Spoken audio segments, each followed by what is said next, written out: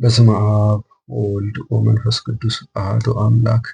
ጥቅምት 18 በዚህች ቀን ለአባቶች ሊቃነ ጳጳሳት 23ኛ የእስክንድርያ ሊቀ ጳጳሳት የከበረ አባት ቴዎፍሎስ አረፈ። ይህም አባት ንጉሥ ቴዎዶሲዎስ በነገሰ በስድስተኛ ዓመት ተሾመ። በወንጌላዊ ማርቆስም ወንበር 28 ዓመት ኖረ። በዘመኑ ብዙ መጻሕፍትን የተረጎመ ከእሳቸውም የወንጌላዊ ዮሐንስን ራእይና የሐዋርያ ጳውሎስን መልእክት የተረጎመ ዮሐንስ አፈወርቅ ተነሳ። ዳግመኛም ለደሴተ ቆጵሮስ ኤጲስቆጶስ የሆነ ኤጲፋንዮስ ነበረ። በዘመኑም ሰባቱ ደቂቀ 372 ዓመት ከአንቀላፉ በኋላ ተነሱ። ይህም አባት የሐዋርያዊ ሊቀ ጳጳሳት አባ ትሞቴዎስ ደቀ መዝሙር ነው። የቤተ ክርስቲያንንም መጻሕፍትና ሥርዓቱን ሁሉ እየተማረ በእርሱ ዘንድ አደገ።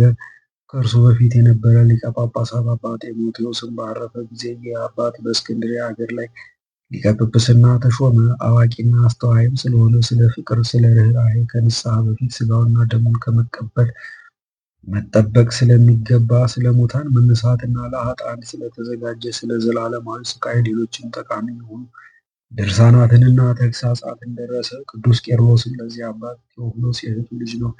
እርሱም በበጎ አስተዳደግ አሳደገው፣ የቤተ ክርስቲያንን ትምህርት አስተማረው። ከዚያም በኋላ ወደ አባ ሰራብዮን ላከው። አባ ሰራብዮን መንፈሳዊ ተግባርን ሁሉ አስተማረው። በአትናቴዎስም ዘመን አስቀድሞ እንዲሆን በጎ ዘመን ባገኝ ይህን ኮረብታ ባስጠረኩት ነበረ። ለከበሩ ለመጥምቁ ዮሐንስና ለነቢይ ኤልሳዕ ቤተ ክርስቲያን በሰራሁም ነበር ሲል ይህ አባት ቴዎፍሎስ አባ አትናቴዎስን ይሰማው ነበረ። በሹመቱ ወራትም ይህን ነገር አስታውሶ የሚያዝንና ክብር ይግባውና ወደ ጌታችን የሚጸልይ ሆነ። በዚያ ወራትም ባሏ ብዙ ገንዘብ ሆኖላት የሞተ አንዲት ባለጸጋ ሴት ከሮሜ ሀገር መጣች። ሁለት ልጆቿም ከእርሷ ጋር አሉ። ሊቀ ጳጳሳት አባ ቴዎፍሎስንም ሲያዝን አየችውና ክቡር አባት ሆይ ምን ያሳዝናል አለችው። እርሱም ብዙ ወርቅ በዚህ ኮረብታ ውስጥ እያለ ድሆች ይራባሉና አላት። እርሷም አንተ ስለ እኔ ጸልይ እኔም አስጠርገዋለሁ አለችው። ይህንንም ብላ ያን ኮረብታ አስጠረገችው። በውስጡም በደንጊያ ሰሌዳ እያንዳንዱ የተከደኑ 3 ሳጥኖች ተገለጡ።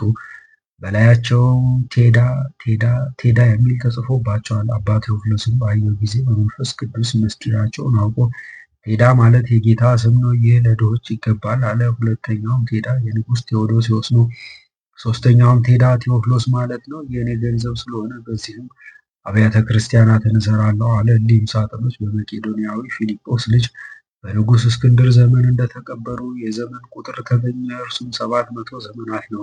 ከዚህም በኋላ ያን የወርቅ ሳጥን ለንጉሥ ቴዎዶሲዎስ ላከለት። ስለዚያም የወርቅ መዝገብ አስረድቶ ቦታውን መጥቶ እንዲያይ አሳሰበው።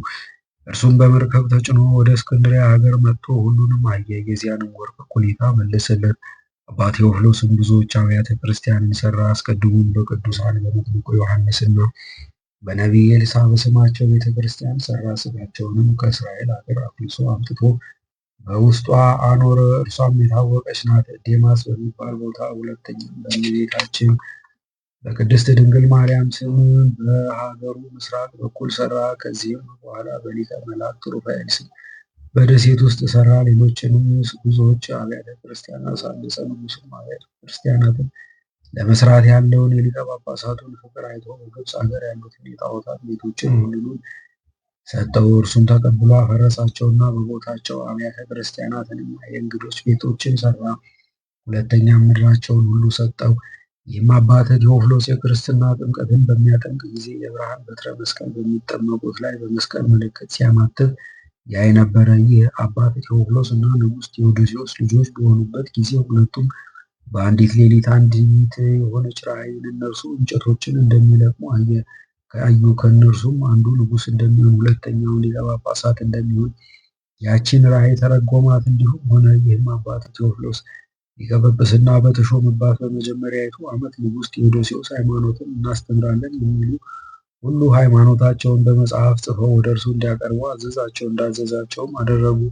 ከዚህም በኋላ ንጉሡና ሊቀ ጳጳሳቱ ተነስተው እነዚያን ጽሑፎች በመሠዊያው ላይ አድርገው ወደ እግዚአብሔር ጸለዩ። ጌታም ወልድ በመለኮቱ ከአብ ከመንፈስ ቅዱስ ጋር ትክክል ነው ብሎ ከሚታመን በቀር ከውስጣቸው በቀናች ሃይማኖት የጸና እንደሌለ ገለጠላቸው። በዚያን ጊዜ የመናፍቃን መጻሕፍትን እንዲያቃጥሏቸው እነዚያንም መናፍቃን ከሚገዛው ሀገር እንዲያሳድዷቸው ንጉሥ አዘዘ።